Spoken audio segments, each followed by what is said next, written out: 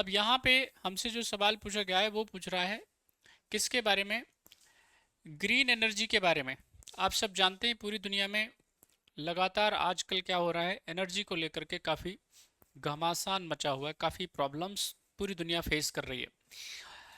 India भी उससे untouched नहीं है, भारत भी उससे क्या है, प्रभावित है, अछूता नहीं है। क्योंकि भारत बहुत बड़ा देश है तो इसकी ज़रूरतें भी क्या है, बहुत ज़्यादा हैं। हमारा अच्छा खासा फॉरेक्स रिजर्व इस पे खर्चा होता है। इस पे हम ऑलरेडी बात कर चुके हैं कि हमें कितना खर्चा, हमारी अगर मैं बात करता हूँ इकोनॉमी का, करना पड़ता है ऑयल और नेचुरल गैस के लिए। तो इसके लिए बहुत ज़रूरी है कि हम क्या करें, यहाँ पे रेन्यूएबल एनर्जी पे काम करें, नवीन और नव्यकरणीय ऊर्जा पे क्या करें, हम काम करें। इसलिए भारत सरकार लगातार काम कर भी रही है। ठीक है, सोलर एनर्जी पे हम काम कर रहे हैं, विंड एनर्जी पे हम काम कर रहे हैं, ठीक है कि नहीं, बायोमास पे हम काम कर रहे हैं।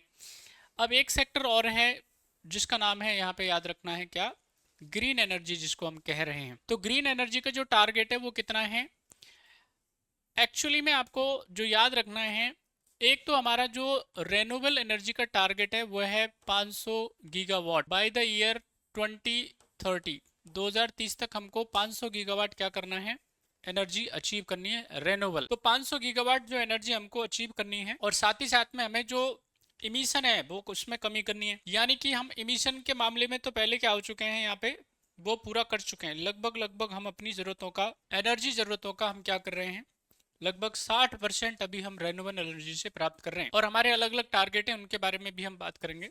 तो यहाँ पे हम रेन्यूएबल एनर्जी से कितना, 500 गीगावाट क्या करना चाहते हैं, अचीव करना चाहते हैं बाय द ईयर 2030। अब इसमें सबका क्या है, कंट्रीब्यूशन है, हर एक सेगमेंट का कंट्रीब्यूशन है। जैसे सोलर एनर्जी का कंट्रीब्यूशन है, सोलर एनर्जी में यहाँ पे 200 गीगावाट से ज़्यादा क्या करने वाले हैं, कंट्रीब्यूट करने वाले हैं, 213 समथिंग। इसी प्रकार से यहाँ पे अगर बात करते हैं तो विंड एनर्जी जो है बेसिकली उसका कंट्रीब्यूशन है। इसी प्रकार से यहाँ पे क्या है, बायोमास का कंट्रीब्यूशन है। हमसे पूछ रहा है किसके बारे में, ग्रीन एनर्जी के बारे में। ONGC green has set a plan to achieve 10 gigawatt of green energy capacity by 2030। तो इसका स्टेटमेंट एकदम सही है। अब ONGC के बारे में आप सब जानते होंगे, भारत की क्या है, ये महारत्न कंपनी है। इसके मार्केट अगर कैप की बात करते हैं तो लगभग 3 लाख करोड़ रुपए से ज्यादा इसका क्या है, मार्केट कैपिटलाइजेशन है।